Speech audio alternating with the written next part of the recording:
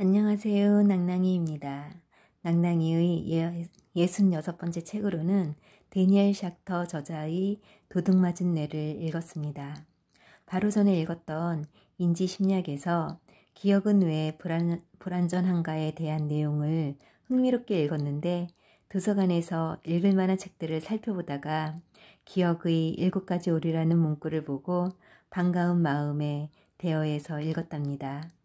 읽다 보니 제가 겪은 기억 속의 일들이 정말 맞는 것인지, 감정에 의해 잘못 기억되어지고 있고 그로 인해 저희 주변 사람들을 힘들게 하는 것은 아닌지 생각에 잠기게 되더군요. 예전에는 저의 기억이 맞다고 강하게 주장도 해왔었는데 이제는 그러면 안 될 것 같아요. 제 기억에 대한 자신감이 없어졌어요. 요즘은 안 쓰는 단어이지만 쇠뇌라는 말이 자꾸 떠오르기도 하고 작정만 한다면 여러 사람이 한 사람을 바보로 쉽게 몰아갈 수도 있겠구나 하는 생각도 들고 제가 너무 부정적으로만 받아들이고 있나 보네요. 그럼 지금부터 기억에 대한 7가지 오류에 대해 살펴볼까요? 그 첫 번째가 기억의 소멸입니다. 소멸은 시간이 흐르면서 기억이 사라지는 것을 말합니다. 그럼 이 기억들은 어디에 숨어 있을까요? 하루가 지나면 기억할 수 있지만 1년이 지나면 기억할 수 없는 경험에는 어떤 일이 일어나는 것일까? 완전히 사라지는 걸까? 아니면 독특한 목소리나 자극적인 냄새처럼 그 경험을 상기시키는 단서가 나타나기만을 기다리며 숨어 있는 것일까? 기억을 연구하는 사람들은 이 질문들을 둘러싸고 수십 년 동안 토론을 해왔다. 이에 대한 나의 대답은 두 시나리오 모두 부분적으로 맞다는 것이다. 인간 외의 동물을 대상으로 한 여러 신경생물학 연구를 통해 망각이 가끔은 정보의 손실을 의미한다는 증거가 점차 많이 나오고 있다. 대부분 신경생물학자의 말에 따르면 기억은 여러 뉴런 사이의 연결 강도가 변화되면서 보호화된다. 우리가 어떤 사건을 경험하거나 새로운 사실을 습득할 때 뉴런들을 잇는 시냅스에서 복잡한 화학 변화가 일어난다. 여러 실험은 시간의 흐름에 따라 이 변화들이 소멸될 수도 있음을 보여준다. 그렇기에 기억을 보호화하는 신경 연결은 에빙하우스의 망각 곡선처럼 약해질 수도 있다. 그것은 이후의 경험을 회상하고 이야기함으로써 강화되지 않으면 결국 기억이 불가능할 정도로 약해진다. 그러나 수많은 연구를 보면 잊어버린 듯 보이는 정보가 경험을 최초로 부호화했던 방식을 기억나게 하는 단서로 인해 복구될 수 있다는 것이 증명되었다. 시간이 흐르고 간섭이 증가하면서 정보는 점차 사라지는데 마침내 강력한 단서만이 거스를 수 없을 것만 같은 소멸을 막을 수 있다. 이때 이 단서는 계속 약해지는 신경 연결에서 남아있는 경험의 편린들을 되살리는 역할을 한다. 네덜란드의 심리학자 빌렘 바게나르는 개인적인 기억을 대상으로 진행한 일기쓰기 연구에서 이것을 정확히 증명해냈다. 바게나르는 4년 동안 매일 특별한 사건에 대해 누가 사건과 관련되어 있는지, 무슨 일이 일어났는지, 언제 어디에서 사건이 발생했는지, 더 나아가 그 사건만의 특징적인 세부 사항을 기록했다. 바게나르는 일기를 쓰는 동안에 자신의 일기를 다시 보지 않았다. 이 일기 쓰기를 끝낸 다음에 다양하게 조합된 단서를 가지고 자신의 기억을 테스트했다. 바게나르는 단서가 많을수록 해당 사건의 세부 사항을 기억할 가능성이 더 높아진다는 것을 발견했다. 하지만 단서가 아무리 많아도 기억해내지 못하는 사건이 많았다. 이 경험들이 자신의 기억에서 완전히 사라졌는지 궁금했던 바게나르는 완전히 망각이라고 분류한 사건 중 10개를 골라 이 사건과 관련된 사람들을 인터뷰했다. 이들이 추가적인 세부 사항을 이야기해 주었을 때 바게나르는 이 사건을 기억해낼 수 있었다. 바게나르의 연구는 수개월이나 수년에 걸쳐 일어나는 기억의 소멸의 공통적인 결과가 무엇인지 보여준다. 그것은 바로 기억이 완전히 잊히지 않고 불완전한 상태로 망각되면서 그 경험의 파편들을 여기저기 남겨둔다는 것이다. 익숙한 듯한 인상, 일어난 사건에 대한 일반적인 지식, 경험에 대한 단편적인 세부 사항은 기억의 소멸이 일어났을 때 가장 일반적으로 남겨지는 파편들이다. 기억의 7가지 오류 중 두 번째가 기억은 정신없음으로 잊는다고 합니다. 주의가 분산되면 기억은 만들어지지 않는다고 하네요. 여기 너무나도 안타까운 사건이 있었네요. 한번 볼까요? 기억에서 잊힌 아이.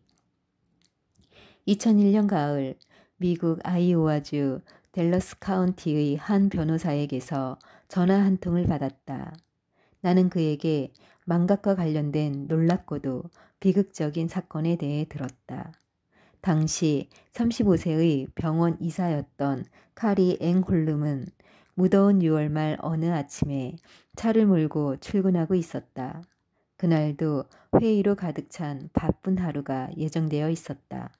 그런데 그날 아침은 여느 날과 달랐다. 카리는 보통 출근하기 전에 3살 배기 아들을 어린이집에 데려다 주는데 그날은 7개월 된 딸을 베이비시터에게 데려다 주어야 했다.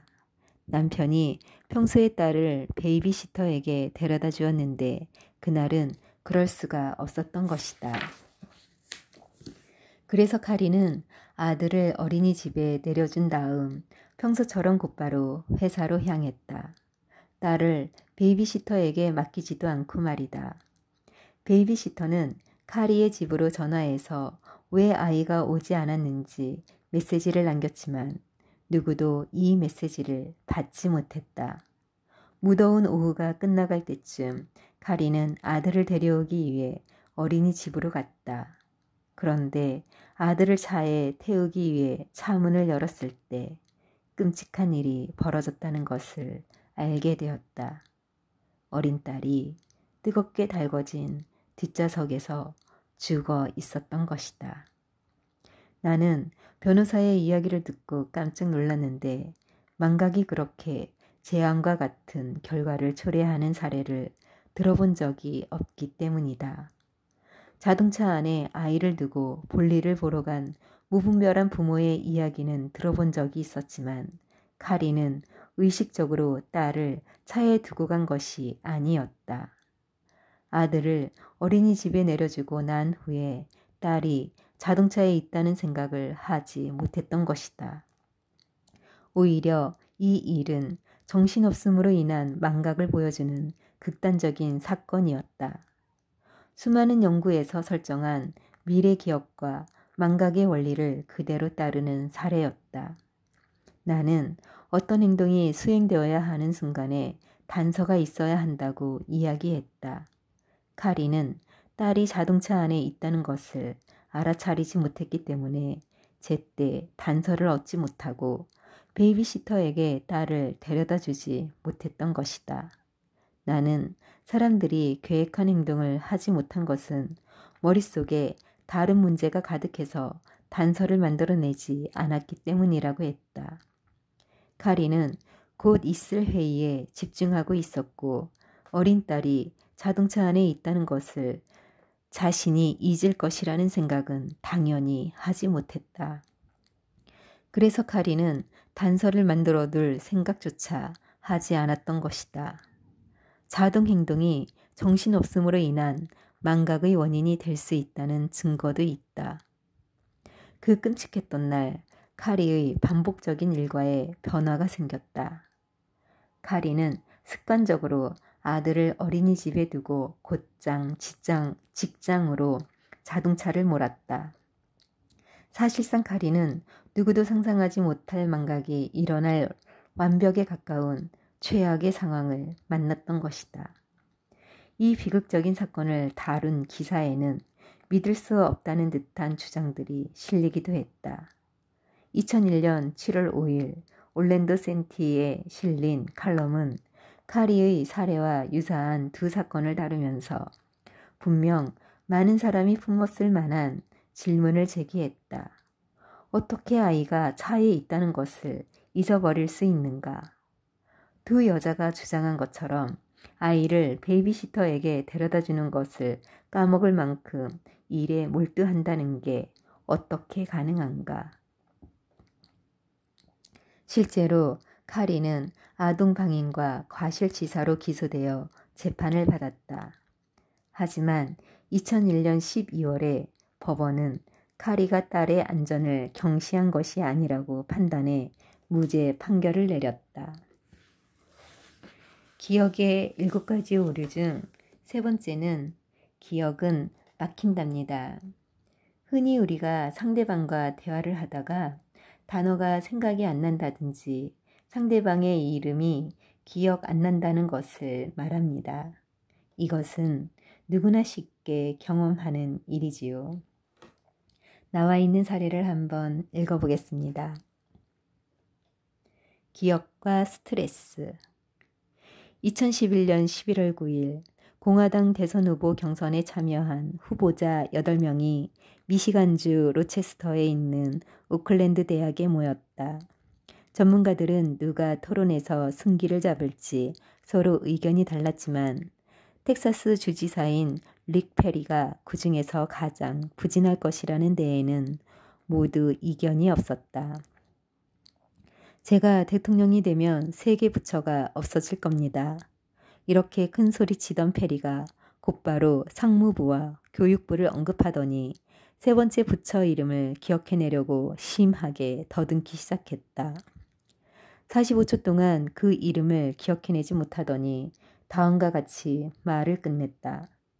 그 세 번째 부처는 기억이 안 나네요. 죄송합니다.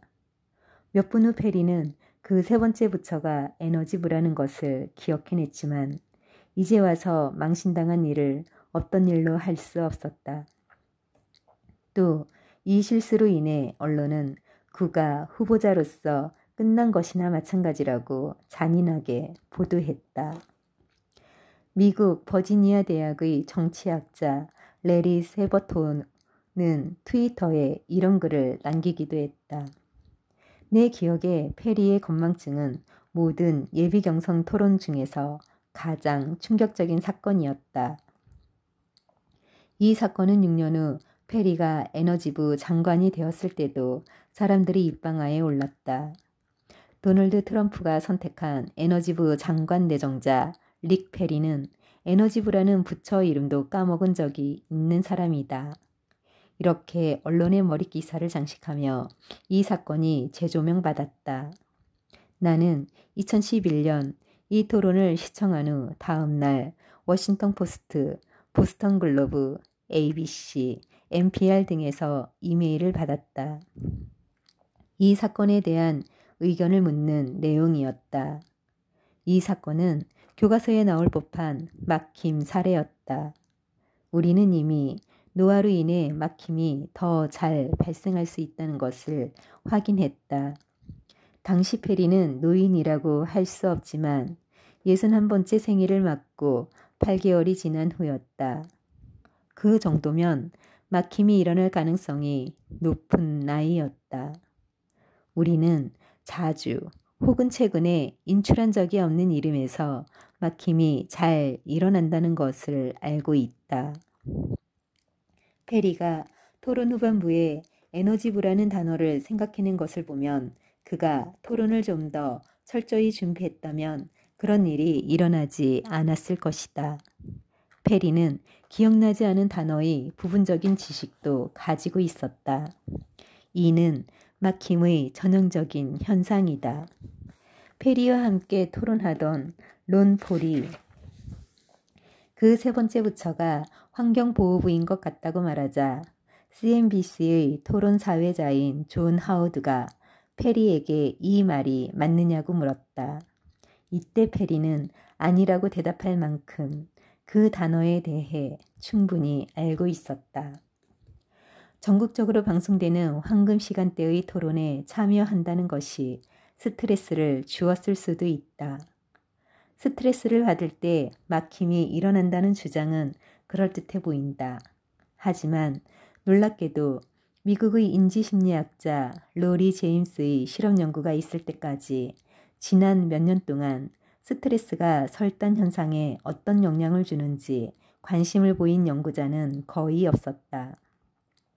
연구자들은 스트레스를 유발하기 위해 사회적 스트레스 테스트라는 공인된 방법을 사용했다.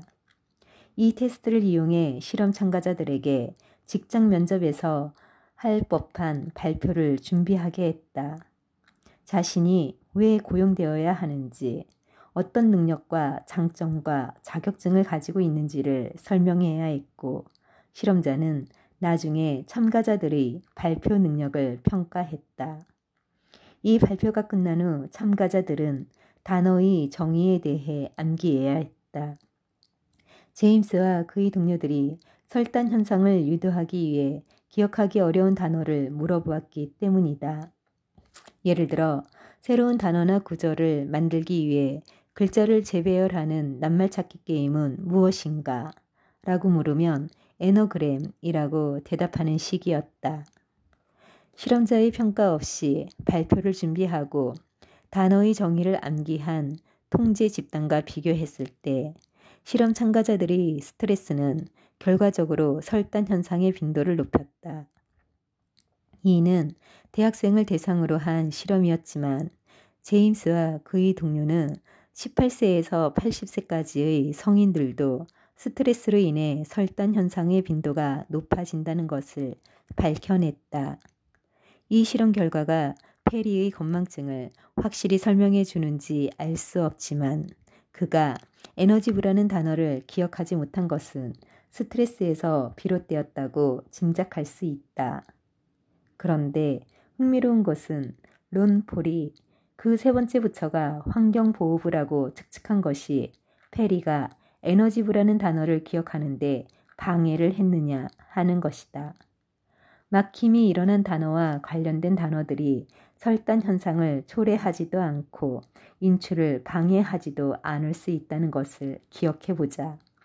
그러나 버크와 맥카이가 못생긴 자매가 설단 현상을 지속시킬지도 모른다고 했던 것도 기억해보자. 그것이 사실이라면 누군가 설단 현상을 겪는다면 그 사람에게서 못생긴 자매를 떼어내는 것이 도움이 될 것이라고 예상해 볼 수 있다. 이 주장을 뒷받침할 수 있는 증거가 2005년에 발견되었다. 설단 현상을 겪을 때 떠올리고자 하는 대상이 아닌 다른 질문에 대답해야 한다면 설단 현상을 해결할 가능성이 더 높아진다는 것이다. 그 후 연구에서는 설단 현상에 못생긴 자매가 동반되든 안 되든 앞의 연구 결과가 적용된다고 밝혀냈지만 두 연구는 설단 현상을 일으킨 대상에 주의를 두지 않는 행동이 그 대상을 기억해낼 가능성을 높여준다는 것을 암시한다. 그렇다고 론 폴이 환경보호부를 언급했다고 해서 페리의 기억에 방해를 주었다는 것을 의미하는 것은 아니다. 하지만 에너지부가 생각나지 않다가 토론 후반부에서 그 단어가 생각난 것은 그 시간에 다른 문제에 집중했기 때문일 것이다. 고령층의 인출 막힘 빈도를 고려해 보았을 때 토론에서 말 실수를 하는 정치인이 페리로 끝나지 않을 것이라는 것은 확실하다. 이와 비슷한 일이 2020년 2월 19일 네바다주 라스베이거스에서 열린 민주당 대선 후보 토론에서 일어났다. 이 토론이 열리기 전 미국의 스페인어 텔레비전 방송인 텔레문도의 기자 과달루페 베네가스는 미네소타주 상원 의원이자 대선 후보 경선에 뛰어든 에이미 클로버샤에게 멕시코 대통령 안드레스 마누엘 로페스 오브라도르의 이름을 대지 못한 것에 대해 질문을 했다. 당시 59세였던 클로버샤는 이 사건을 순간적인 건망증이라고 축소시키려고 했다. 하지만 베네가스와 다른 사람들은 클로버샤가 인터뷰에서 멕시코 대통령이나 그의 정책에 대해 어떤 정보도 설명하지 못했다는 점을 지적하며 막힘이 이 사건이 원인이 맞는지 의문을 제기했다. 지난 20년간 설단 현상 같은 기억의 인출에 영향을 주는 원인을 이해하는데 진전이 있었지만 그런 현상이 발생할 때 뇌에서 어떤 일이 일어나는지 아직 많은 부분이 밝혀지지 않았다. 우리 연구팀과 이스라엘의 심리학자 아나트 마릴은 fMRI 연구 결과를 발표했다. 이 연구에서 우리는 스캐너에 들어가 있는 실험 참가자들에게 기억해내기 어려운 이름에 대한 2가지 단서를 주어 설단 현상을 유도했다. 이 과정을 통해 설단 현상을 충분히 이끌어내서 뇌 활동을 분석했다. 이 실험에서는 인지 조절이나 인지 부조화와 관련되었던 뇌의 영역이 인출이 성공적이었거나 인출은 실패했지만 설단 현상은 일어나지 않았을 때보다 설단 현상이 일어나는 동안 활동성이 높아졌다. 우리 연구팀은 젊은 층에 집중했지만 좀 더 최근에 이루어진 fMRI 연구는 고령층을 대상으로 우리의 실험 결과를 확인해 주었다. 더 나아가 설단 현상에서 관찰되는 노화와 관련된 변화 중에는 특정 인지 기제와 신경 기제가 있다는 것도 밝혀냈다. 이것은 다른 종류의 노화와 관련된 기억 감퇴를 낳는 기제와 완전히 다른 것이다. 기억의 7가지 오류 중 4번째가 기억은 오기인을 일으킨답니다. 오기인이란 기억을 기억하는 사람이 기억의 기원을 잘못 인식하는 현상이라고 합니다. 여기에는 과거에 일어났던 사건을 기억하는데 장소를 잘못 기억하던가 시간 또는 상대방을 잘못 기억하는 것이 해당됩니다. 이번에는 기억 결합에서 오는 오류를 읽어보겠습니다. 어떤 사람의 생김새를 알 수 있는 세부사항과 그 사람을 본 장소를 기억하는 행위에 관여하는 것이 무엇인지 생각해보자. 당신은 화요일 아침 화려한 도시의 사무실에서 비즈니스 미팅에 참가해 2 사람의 이사를 만난다. 한 사람은 토머스 윌슨으로 뿔테 안경을 쓰고 푸른색의 수수한 복장을 한 운발의 부회장이다. 또 한 사람은 프랭크 엘버트로 나비 넥타이와 형령색색의 멜빵을 한 30대의 재정 분석가다. 그날 오후에는 비좁은 장소에서 창업한 지 얼마 안 된 유망한 고객 2 사람을 만나러 교회로 향한다. 한 사람은 최근에 대학을 졸업한 컴퓨터 프로그래머인 에릭 머튼으로 청바지를 입고 은 귀걸이를 하고 있다. 또 한 사람은 이 회사의 사장인 일레인 그린으로 약간 나이가 많은 여자이고 좀 더 클래식한 정장을 입었다. 내가 일주일 후에 당신에게 지난주 화요일에 있었던 미팅에 대해 묻는다면 당신은 정확히 보고하기 위해 방문했던 장소와 만났던 사람의 개별적인 특징들을 기억해내야 한다. 하지만 부회장, 재정분석가, 컴퓨터 프로그래머, 사장을 회상하는 것만으로는 충분하지 않다. 뿔테 안경, 형령색색의 멜빵, 나비 넥타이, 은 귀걸이, 청바지, 클래식한 정장이라는 복장뿐만 아니라 윌슨, 엘버트, 머튼, 그린과 같은 이름과 도시에 있는 화려한 사무실과 교회에 있는 작은 사무실 같은 장소까지 기억해야 한다. 어떤 사람이 무엇을 입었는지도 기억해야 하고 얼굴과 이름을 일치시켜 기억해야 하며 누가 교회에서 일하고 누가 도시에서 일하는지, 그 사람이 어떤 지위에 있는지도 기억해내야 한다. 개별적인 특징들을 기억하고 인출하는 것에 그치지 않고 그 특징들을 함께 연결시켜 기억해야 한다. 그렇게 해야 인물, 의상, 지위, 장소가 올바르게 결합되어 기억해낼 수 있다. 심리학자들은 이 연결 과정을 기억 결합이라고 부른다. 이는 경험을 구성하는 다양한 요소를 통일된 전체로 함께 묶는 것이다. 개별적인 경험들을 기억한다고 해도 기억 결합에서 실패하면 제2의 용의자 사건이나 목격자 오기인 사례처럼 출처 오기인이 발생할 수 있다.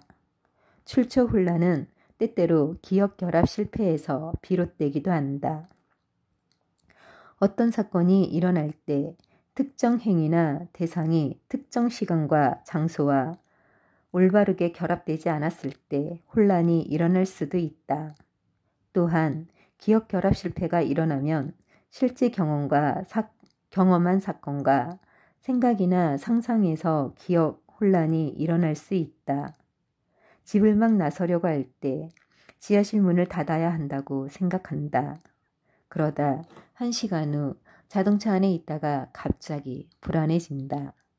내가 정말 문을 닫았는지 아니면 문을 닫는 내 모습을 상상한 것인지 말이다. 이 같은 혼란 때문에 심리학 교수인 루 리버먼은 점점 신경이 날카로워졌다. 어떤 일을 하기 전에 그 일을 하고 있는 모습을 머릿속으로 그리면 나중에 그것이 상상 속의 모습이었는지 실제 일어난 일이었는지 기억하지 못하는 것과 같다. 리버먼은 다른 사람들도 비슷한 경험을 하는지 궁금해했다. 실제로 수많은 실험을 통해 사람들이 어떤 사물을 보고 상상하거나 어떤 행위를 하고 있다고 상상하면 가끔 시간이 흐른 뒤에 실제로 그 사물을 보았다거나 그 행위를 했다고 믿는다는 것이 확인되었다. 한 실험을 살펴보자. 실험자는 젊은 층과 고령층에게 돋보기를 보여주고 나중에 막대사탕처럼 돋보기와 유사한 사물을 상상하라고 지시했다. 또 옷걸이를 보여준 후 스크루드라이버처럼 관련이 없는 사물을 상상하라고 지시했다. 고령층은 젊은 층에 비해 상상했던 막대 사탕을 실제로 보았다고 주장하는 경향이 높았지만 스크루드라이버에 대해서는 젊은 층과 비슷한 수준을 보였다. 고령층은 사물의 외형을 현재의 맥락과 결합하는데 특별히 어려움을 느끼는 것 같았다. 그래서 고령층은 둥근 모양의 돋보기와 비슷한 모양의 막대 사탕을 머릿속으로 상상해 본 후에 실제로 돋보기와 관련된 세부 사항을 기억해낼 수 없었고 그에 따라 출처 오기인을 일으키기가 쉬웠다. 세부 사항이 어떤 사물이나 행위와 결합되면 그 사건이 실제로 일어났는지를 기억해내기가 더 쉬워진다. 당신은 자동차 안에서 지하실 문을 활짝 열어두고 왔는지 걱정이 된다. 그래서 그것을 알려줄 수 있는 특정 대상이나 행위를 기억해내려고 머릿속의 기억을 정신없이 뒤진다. 그러다가 지하실 문을 닫았을 때 고양이가 달아나는 모습을 보았던 것이 기억나자 안심하게 된다. 하지만 고양이를 문을 닫은 행동과 결합시키지 못했다면 당신은 현실과 상상을 구별해내기 위해 여전히 애쓰고 있을지도 모른다. 기억결합 실패는 기억결합 오류라고 알려진 놀라운 착각을 일으킬 수 있다. 당신은 비즈니스 미팅에서 윌슨과 엘버트를 만난 다음 날 직장 동료가 그 회사의 부회장 이름을 물을 때 자신 있게 윌버트라고 말한다. 두 사람의 성을 올바르게 기억했지만 그것을 잘못 결합해 새로운 성을 만들어낸 것이다. 인지심리학자들은 이 같은 기억결합 실패가 생겨날 수 있는 실험을 개발했다. 다양한 단어, 그림, 문장의 특징뿐만 아니라 심지어 얼굴의 특징들 사이에서 잘못된 결합이 생겨나는 실험이었다. 이 실험에서 참가자들은 스페니얼과 바니시라는 단어를 학습한 후 때때로 스페니시라는 단어가 기억난다고 주장했다. 단어나 얼굴의 개별적인 특징들이 기억 속에 남아있더라도 처음에 학습하는 동안 그 특징들을 올바르게 결합하지 않았다면 기억 결합 오류가 일어날 수 있다. 기억의 7가지 오류 중 5번째는 기억은 피암시성을 받는다고 합니다. 피암시성이란 내부 또는 외부로부터 투입되는 자극을 암시로 받아들이는 경향을 말하는데, 이는 타인에게 얻은 정보와 글, 사진, 미디어에서 본 정보를 자신의 기억의 일부라고 잘못 믿는 것을 의미한다고 합니다. 한번 유도 질문이 목격자에게 미치는 영향을 읽어보겠습니다. LR 화물수송기 추락사고에 대한 연구에서 연구자들은 비행기와 아파트의 충돌 장면을 담은 영상의 존재에 대해 사실상 잘못된 정보를 제공했다. 이 과정에서 연구자들은 미국 워싱턴 대학의 심리학자 엘리자베스 로프터스가 수많은 실험 연구에서 선구적으로 시행했던 방법을 따랐다. 실험 참가자들은 먼저 슬라이드나 영상에 담긴 일상적인 사건을 본 후 이 사건과 관련된 유도 질문을 받았다. 그러고는 마지막으로 실제로 보았던 사건에 대한 기억을 조사하는 테스트를 받았다. 영국의 심리학자 필립 하이엄의 한 연구에서는 실험 참가자들이 연출된 편의점 강도 사건을 영상으로 보았다. 그러고 나서 점원의 옷차림에 대한 잘못된 암시를 받았고, 그 후에 점원의 옷과 강도 사건 장면에 등장한 다른 세부 사항을 기억해내야 했다. 이 연구를 도왔던 연구생은 어떤 심리학 수업에서 자기가 기억하고 있는 것을 묘사하면서 영상에서 점원이 흰색 앞치마를 두르고 있었다고 설명했다. 이 연구생은 대학생들에게 그 일을 전달하기 위해 자신이 기억하고 있는 세부 사항을 자신 있게 정교화했다. 그러다 자기가 연구하고 있던 효과의 힘을 부지 중에 자신의 행동으로 입증하고 있었다는 것을 알아차렸다. 그 점원은 흰색 앞치마를 두르지 않았으며 그것은 영상을 시청한 후에 실험자가 암시했던 것이다.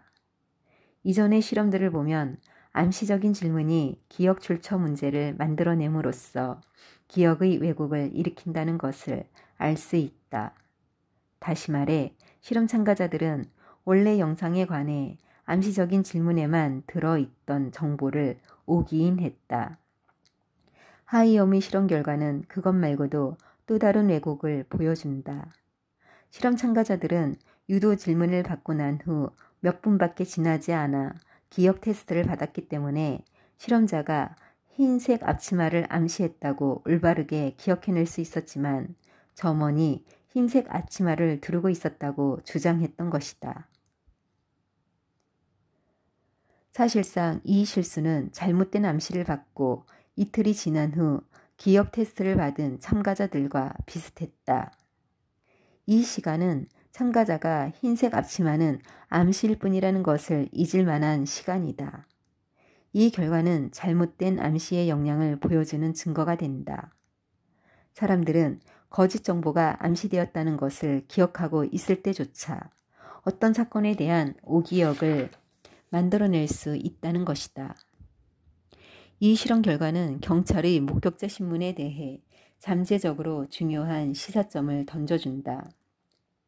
왜냐하면 목격자가 경찰에게서 암시적인 질문을 받거나 경찰이 중요한 정보를 언급했다는 것을 알아차렸을 때조차 목격자의 기억이 왜곡될 수 있다는 것을 보여주기 때문이다. 비록 목격자가 어느 정도 암시적인 질문을 받는지는 알 수 없지만 실제 면접을 활용한 영국의 한 연구를 보면 경찰이 목격자에게 했던 질문의 약 15%는 어떤 식으로든 암시적이었다. 로프터스의 연구에 기초한 수많은 연구를 살펴보면 기억의 왜곡은 존재하지도 않는 흰색 앞치마처럼 부정확한 정보를 제공하는 암시에 의해 일어난다. 하지만 좀 더 미묘한 암시조차도 목격자의 증언에 영향을 줄 수 있다. 미국 미주리주에서 일어난 사건을 살펴보자. 줄 서 있는 용의자들을 살펴보고 있는 목격자. 맙소사, 모르겠어요. 이들 중 한 명인데. 그런데 잘 모르겠어요. 이런, 두 번째보다 조금 더 키가 컸는데. 이들 중 한 명인데. 잘 모르겠습니다. 30분 후 아직도 결정하기 어려워하는 목격자. 글쎄요. 두 번째 사람? 용의자 확인을 주관하는 경찰. 좋아요. 몇 달 후 재판에 선 피고인 변호사. 두 번째 사람이 범인이라고 확신했습니까? 그것은 추측이 아니었나요? 목격자. 추측은 아니었습니다. 확실합니다.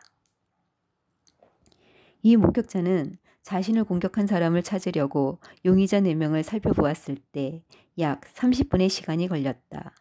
처음에는 상당히 망설였지만 몇 달 후 재판에서는 자신의 판단에 추호의 의심도 없다고 증언했다. 미국의 심리학자 게리 웰스는 좋아요 라는 담당 경찰의 단순한 말이 목격자의 확신을 증가시키는 역할을 해서 이것이 암시로 작용한 것이 아닌지 의문을 가졌다. 그렇다면 이는 목격자의 법정 증언에 중요한 영향을 미칠 수 있다. 배심원단이 목격자의 증언을 신뢰할 것인지를 판단할 때 목격자의 확신이 유일하고도 중요한 기준이 되기 때문이다.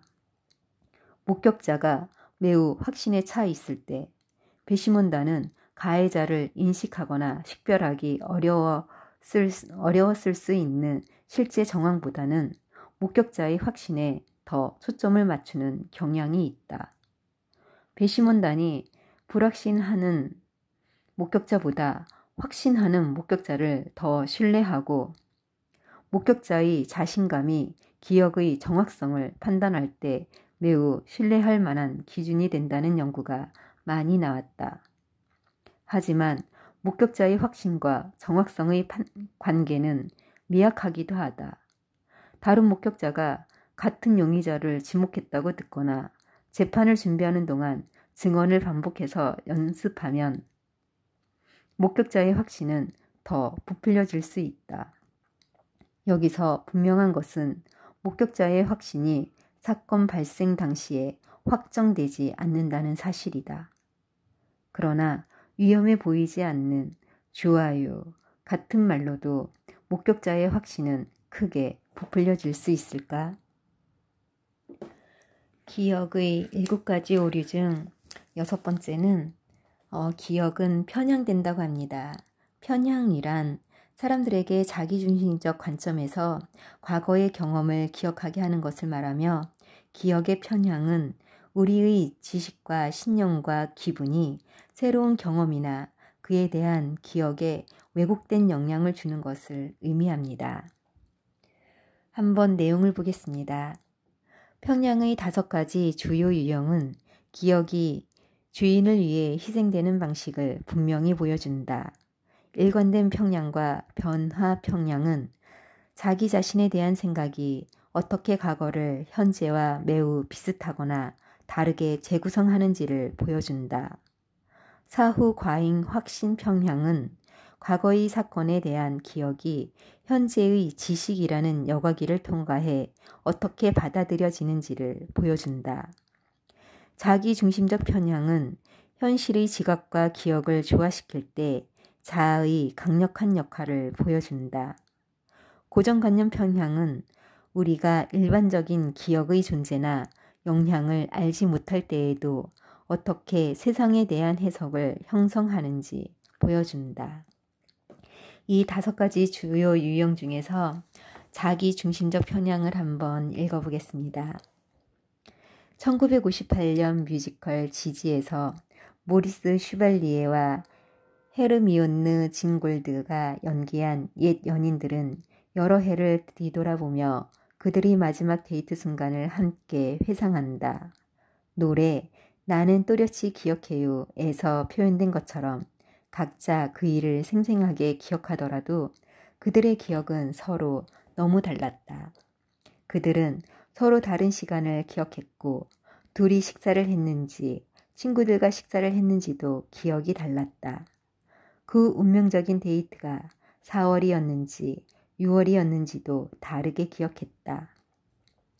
두 사람 중 한 사람은 분명 틀렸지만 둘 중 누구도 자신이 기억하는 이야기를 절대적으로 믿고 있다. 이처럼 극단적이지는 않더라도 대부분 연인들은 이와 비슷한 사건들을 기억해낼 수 있을 것이다. 12월 휴가 기간에 있었던 파티에서 한 대학생이 남편과 심하게 다투기 일보 직전까지 갔다. 지난해 파티에서 도넛을 만든 사람이 누구인지에 대한 기억 때문이었다. 대학생은 도넛을 만들어 사람들에게 대접했던 일을 생생하게 기억했고 그의 남편도 마찬가지였다. 우리는 자신의 기억이 머릿속에서 생생하고 강렬하게 구체적으로 떠오를 때 다른 사람의 기억보다는 더 신뢰하는 것 같다. 우리는 다른 사람의 기억에 대해서라면 불가능한 방식으로 자신의 기억을 절대적으로 믿는 경향이 있다. 이 자기중심적 편향이 연인들에게 과거의 사건에 대해 의견 충돌을 겪게 하는 원인이다. 부부와 연인을 대상으로 한 연구는 여러 사건에서 자기 자신이 배우자나 상대방보다 더 많은 책임을 지고 있다고 기억한다는 것을 보여준다. 돈을 어떻게 써야 할지, 휴가를 어떻게 보내야 할지 등을 결정할 때 자신이 얼마나 공헌했는지 기억해보라고 지시하면 자신은 8%라고 주장하고 배우자는 40%라고 주장한다.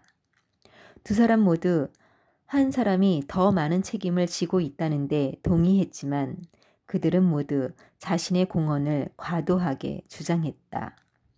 이 자기중심적 편향은 부정적인 사건에서도 일어난다. 둘이 관계에서 일어난 싸움의 책임을 자신이 너무 많이 떠맡는다는 것이다.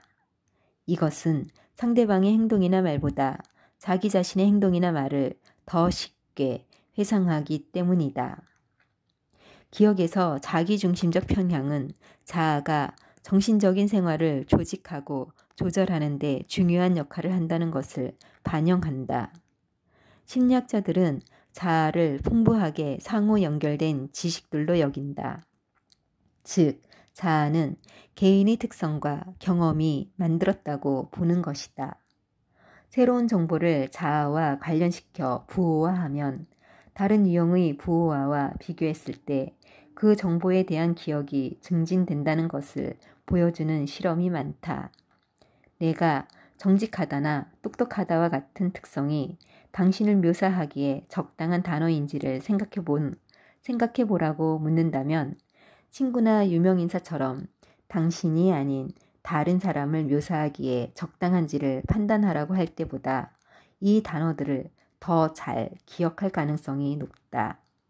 또한 이렇게 했을 때 자기와 직접적으로 관련되지 않은 단어의 의미나 특징에 초점을 맞춰 종교화하는 것보다 이후 기억이 더 좋아졌다. 그러나 자아는 세상을 중립적으로 관찰하기가 부쩍 어렵다. 개인들은 자기 자신을 높게 평가하고 종종 자신의 능력과 성취에 대해 비현실적인 자만심을 갖기도 한다. 미국의 사회심리학자 셸리 테일러와 그의 동료들이 수행한 연구에 따르면 사람들은 자아 존중감을 부풀리는 긍정적인 착각에 빠지기 쉽다고 한다. 대부분 사람들은 바람직한 성격의 특징은 보통 사람들보다 자신을 묘사하기에 더 적합하다고 보지만 바람직하지 않은 성격의 특징은 자신보다 보통 사람들을 묘사하기에 더 적합하다고 본다. 대부분 사람들이 보통 사람들보다 더 나을 수는 없기 때문에 어떤 사람들에게는 이 순진한 자기평가는 환상일 수밖에 없다. 마찬가지로 사람들은 실패보다는 성공을 자신에게 귀인할 확률이 더 높으며 실패는 외부의 힘에 귀인할 확률이 더 높다. 마지막 7번째를 읽어드려야 하는데 저장 공간이 작아서 안 되겠네요. 죄송합니다. 마지막으로 7번째는 기억은 지속성을 갖는다고 합니다. 여기까지 낭낭이었습니다. 즐거운 하루 되세요.